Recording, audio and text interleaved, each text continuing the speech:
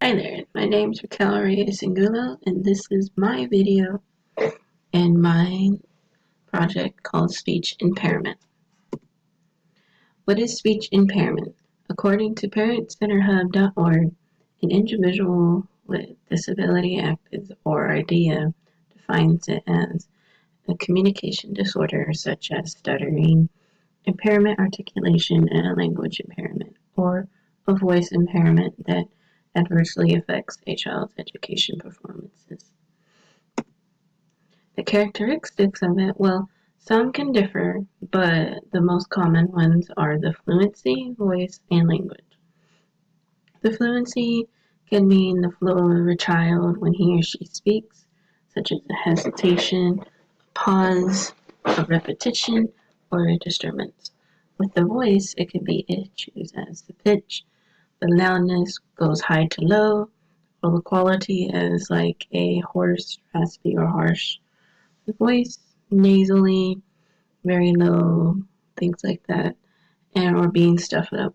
For language barrier, it has a lot of the English language learners, such as a student who has a second language and their language is not English first, and they have a difficult time distincting between each of the meanings, and they get the definition wrong, or they say different verb tenses, or different vocab, like different nouns, such as that. What are some practices and resources? Well, you have to understand which impairment your child has. It can be the fluency, it could be a combo, or it could be just the language barrier.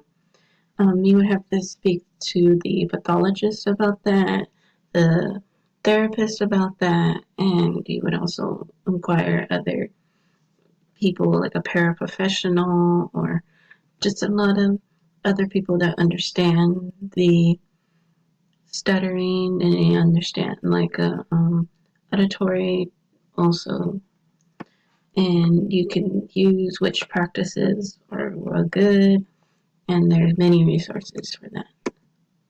So these are the online resources that I found, and each of these sources will show you the parts of the stuttering, and this one shows you different um, different types of stuttering tools that you can use. Leonlow.com also talks about the stuttering, the just more information on that. This one is more kid friendly for the kid friendly to use the lectures, just many things.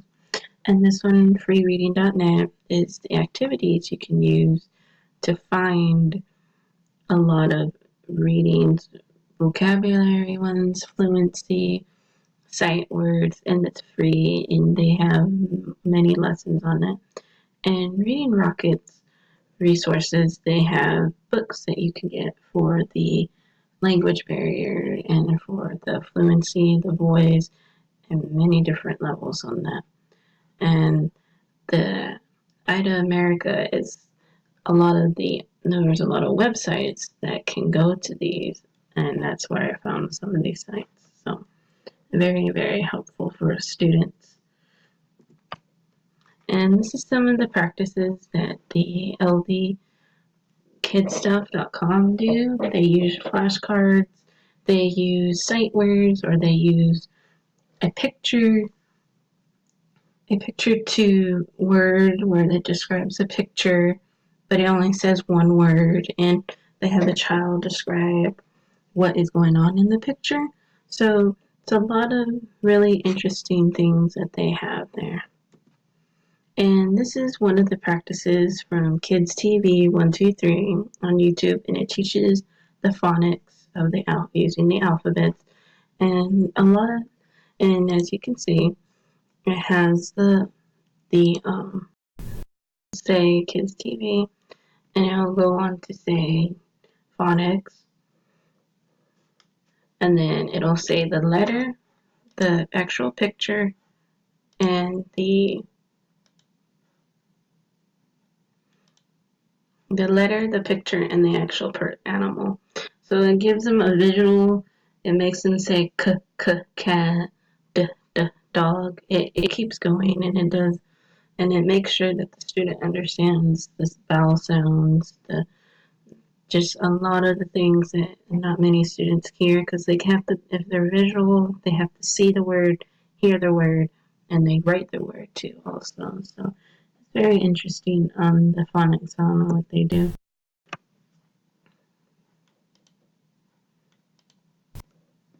So here's an example that I found of the English language part, the English barrier part. And as you can see, it has the activity form, the grade, what kind of group size, what materials, what length, what goal, and what items you're going to use. And it even has you step by step on what to do. Like it even tells you how to say the lesson and how so that you don't get confused.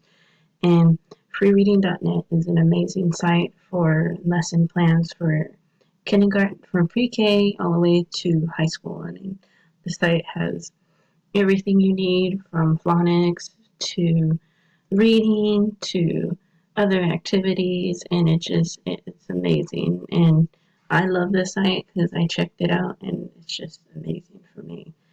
And it's really great for beginning teachers, beginning special education teachers.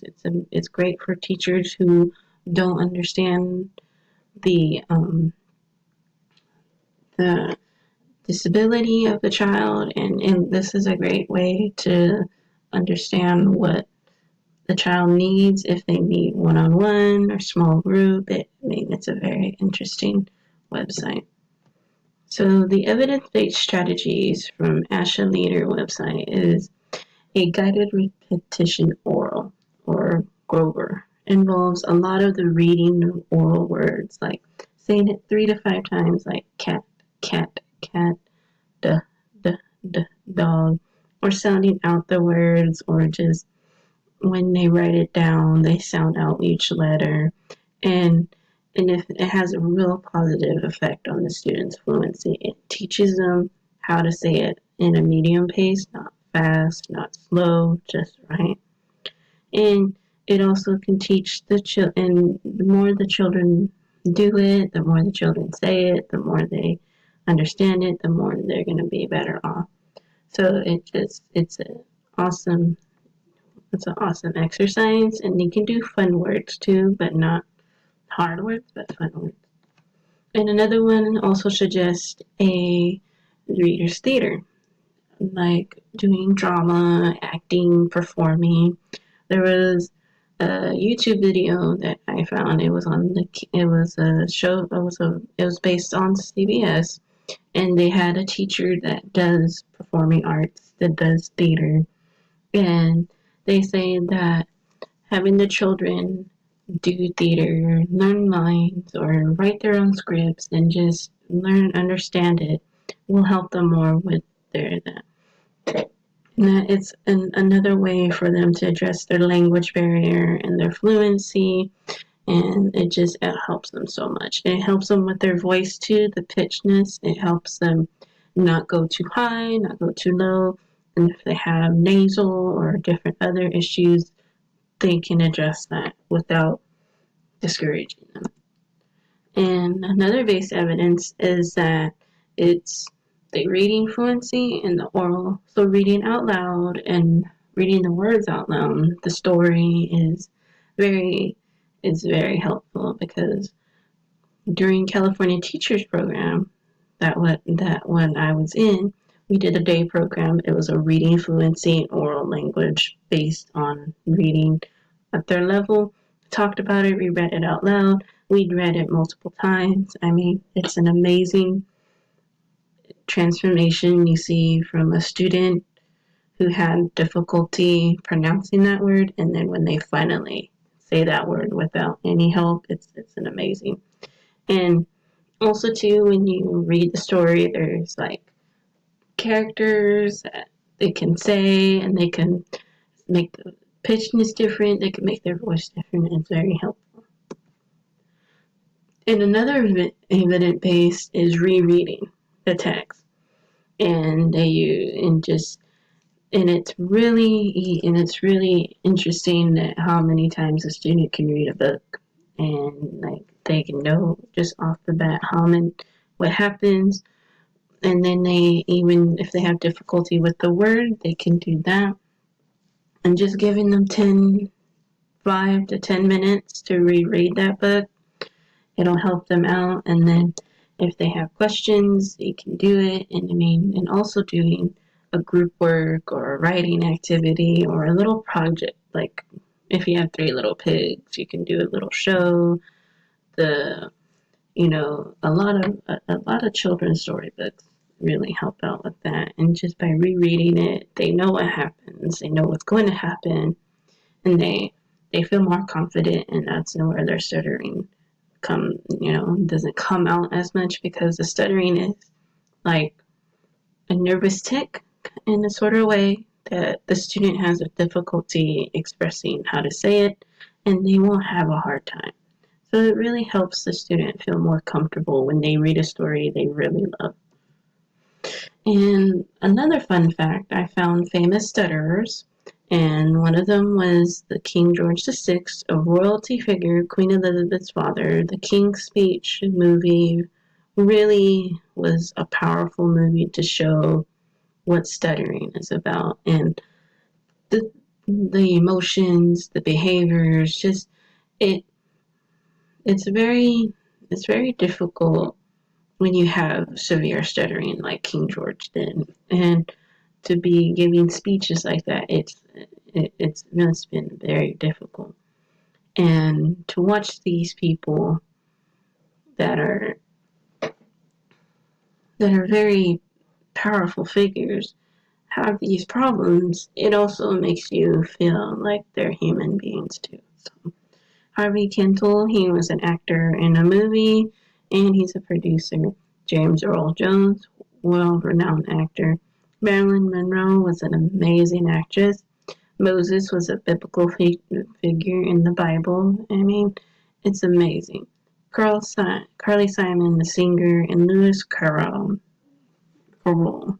he's a writer. I mean, you can see through all these people that they've overcome their issues, and they are very well off. Some have passed on, and though their speeches live on, their voices live on. So it's amazing.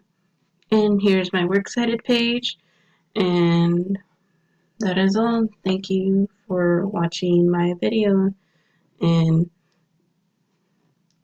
enjoy.